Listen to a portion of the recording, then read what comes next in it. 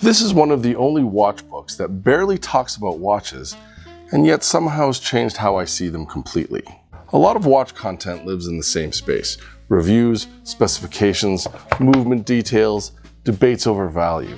This book shifts that conversation entirely. It asks the quieter, more important questions. Why do watches matter at all? Spend enough time in the hobby and you'll notice how often this book comes up. Almost every watch enthusiast seems to own this book. And that's unusual in a community that rarely agrees on anything. Not brands or movements, not value, not even what makes a watch good. And yet somehow there's a shared respect for this one.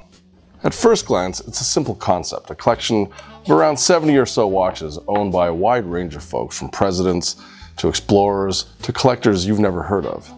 But the watches themselves are almost secondary. What the book really captures is the meaning attached to them. There's no focus on specifications, no discussions of accuracy, finishing, or reference numbers.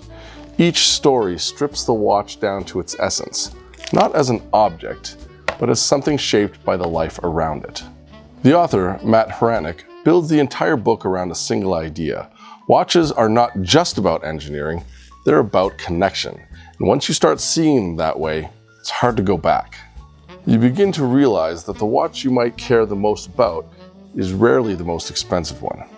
It's the one tied to a moment, a person, or a memory. Now, some of the stories make that shift immediate. Paul Newman's other Daytona, the 6263 Big Red, isn't presented as a rare or valuable collector's piece. Instead, it's something far more personal. Passed down to his daughter Clea, she has worn it daily for years, even while doing ordinary things like gardening. Despite its immense value, to her it represents something simple: her parents' love. A similar transformation happens with a watch worn by Franklin D. Roosevelt during the 1945 Yalta Conference in the presence of Churchill and Stalin. In another context, it would just be a formal dress watch, but it was there while the future of the world was being decided, becoming a silent witness to one of the most consequential meetings in modern history. Then there are stories like Mario Andretti receiving his first watch as a teenager in a refugee camp.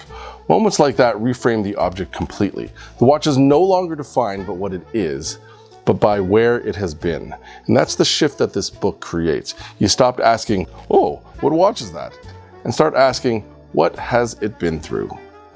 Part of what makes this book so effective is its structure. It moves between deeply personal stories and access to historic pieces from major brand archives like Rolex, Omega, and Cartier. The archival sections could have felt technical, but instead they read almost like quiet discoveries, adding a sense of depth without losing that human focus. That balance gives this book its range. Even the book's physical design reinforces this theme. Unlike oversized coffee table books, it feels intentional and restrained. The black slipcase, the embossed cover, subtle textures around the Daytona image, all of this invites you to engage with it as an object, not just a collection of pages. The photography by Stephen Lewis follows the same philosophy. There are no elaborate setups or decorative backgrounds. Each watch is photographed simply, often against black, and with nothing to distract from it. Scratches, patina, and wear are all visible. These watches aren't presented as pristine artifacts, they're shown as things that have actually been used, carried, and lived with. And that's where this book starts to become personal. There's a line that captures it well. Watches tell the world a bit about who you are, and they can, if you're lucky, connect you to the people in your life who matter most.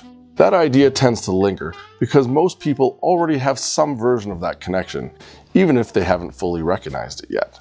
For me, it's a memory of my dad's watch. It was nothing remarkable on paper, I think a simple Timex Marlin with a black leather strap and a silver dial. As a kid, it barely registered. It was just something that he wore. But over the years, it became associated with him in a way that I didn't consciously notice until much later. Now, it's a watch I wish that we still had, but I later found out that he lost it or got rid of it years ago. And that realization shifts how you think about the things you own. The watch you wear today and the small items that you use every day, at some point, they may become part of someone else's memory of you. And the book returns to that idea again and again. Value isn't created by rarity or price, but by experience. One moment that captures that perfectly comes from photographer Henry Litwire, recalling advice from his late father. He says, "My father taught me early on to acquire things not based on monetary value, but because you love them. You live with them and enjoy them, and then you let them go."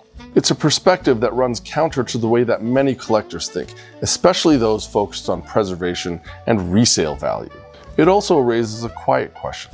If your watch were part of a story like this, what would it say? What moments has it been present for? Which one would you choose to represent your life? In the end, A Man and His Watch doesn't try to teach you about watches in the traditional sense. There's no technical depth, no attempt to catalog or categorize, and yet it feels more aligned with the spirit of watch collecting than most technical content, because it addresses something deeper. A watch gains significance through its wearer. And ultimately, that's what makes this book so enduring. It doesn't tell you what to buy or what to value. It simply reminds you of why you cared in the first place. Live complicated.